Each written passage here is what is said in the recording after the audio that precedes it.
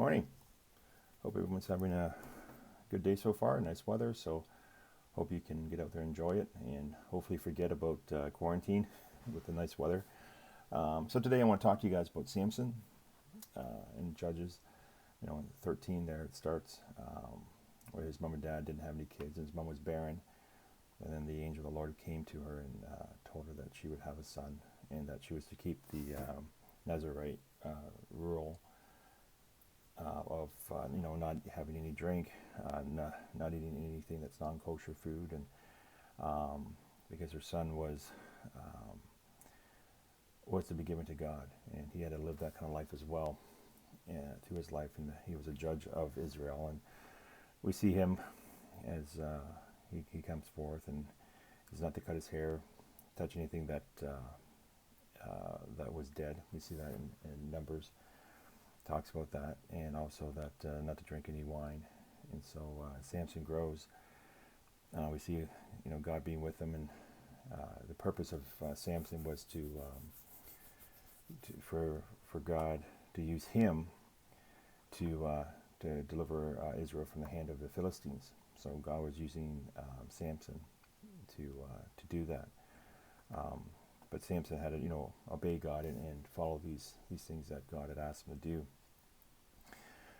We know the story of Samson and Delilah, and when he finally gave in to her from her constant asking of his secret.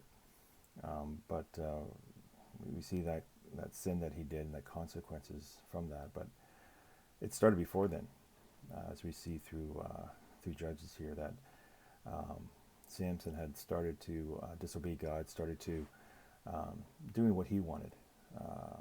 And he was quickly would do things that would lead him to sin. We see when the account where that lion comes to attack him, and he rips it. God's there and gives him strength, and he rips the lion in two. And as he comes back, he sees there's honeycomb in there, and so he goes in there, reaches it with his hand, and takes it, eats it, and gives it to his parents.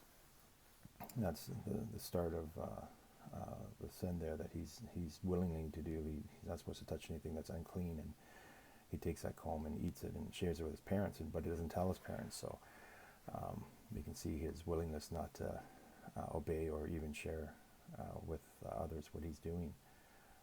Then he sees a Philistine woman, and he wants to marry her.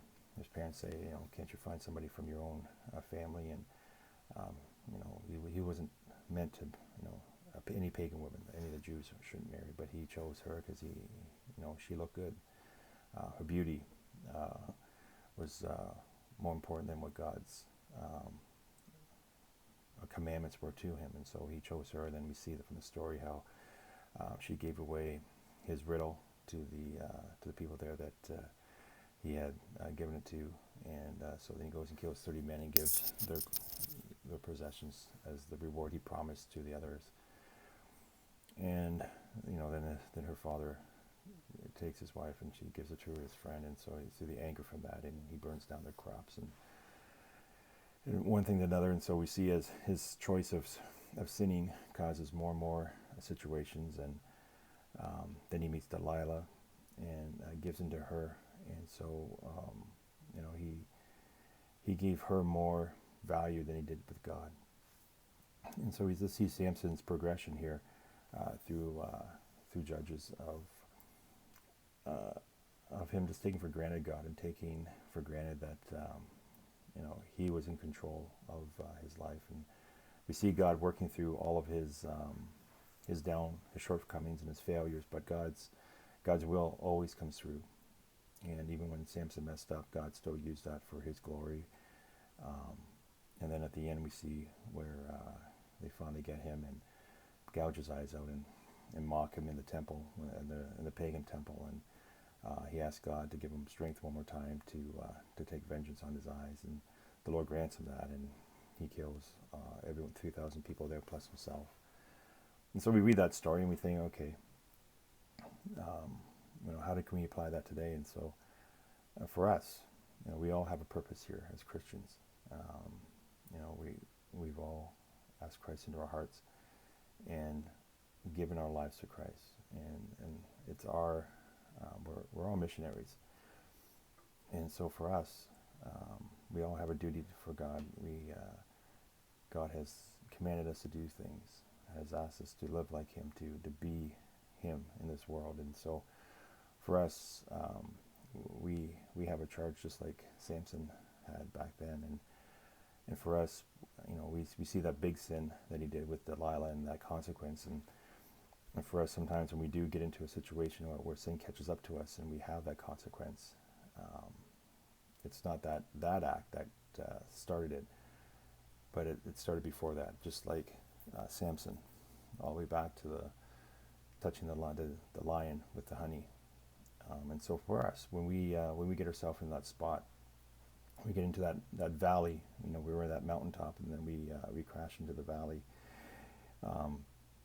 We need to look back and see, when did we let those little things start happening in our lives, that we slowly stopped listening to God, stopped listening to the things that He's asked us to do, and started to do the things that we wanted, the desires or pleasures that we want in our lives. And it's kind of that snowball effect. It starts small, then it grows and grows and grows until we're faced with it, either with a consequence that we have to live with. And sometimes, there's different consequences. Some have a longer, or even a lifelong consequence. And so for us, we want to make sure in our lives that we just don't take for granted what we have here, or the blessings that God's given us, and think that it's always going to be there no matter what we do.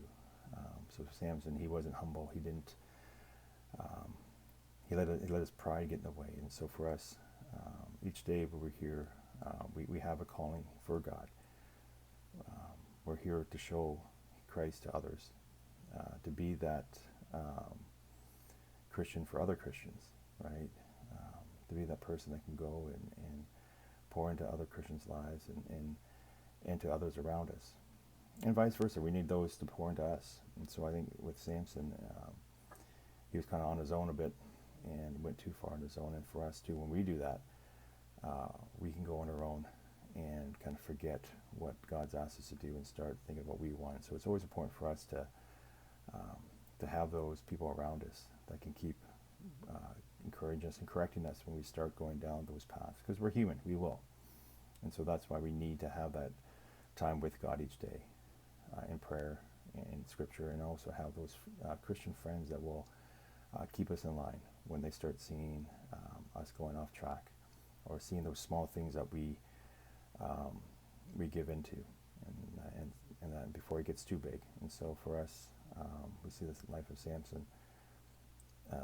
We don't want to get to that point where we have this huge consequence, but we also know when we do mess up, even if it is a big one, God's always there to forgive us, just like with Samson. And so for us, when we get those spots that we do mess up, and maybe we're in a spot where there's a consequence that everybody finds out about or knows about, or we have to confess to, God's there to restore us. And so that's not the end of the story, getting in trouble and getting caught. The end is that God will restore us, and we can come back to His glory, and He will use even our downfalls for His glory.